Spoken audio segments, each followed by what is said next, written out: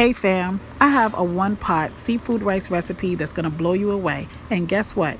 It takes less than 30 minutes from stove to table. Check it out.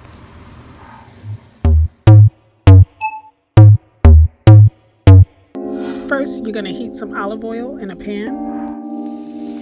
Saute onions, garlic, and bell peppers. Season your clean shrimp, peel on with garlic powder, Cajun seasoning, Old Bay,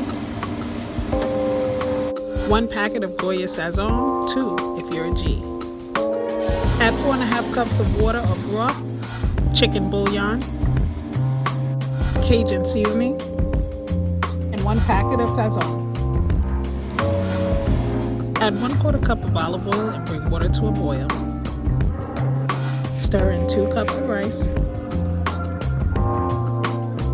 Add 1 tablespoon of Sofrito, and if you're lucky enough to have a mom or grandma who makes this from scratch, God bless you. Stir everything to combine. Now start adding your seafood and get it all mixed in there. Now right here, make sure you do a seasoning check. Add some green and cover. Look at that. We did that. We did.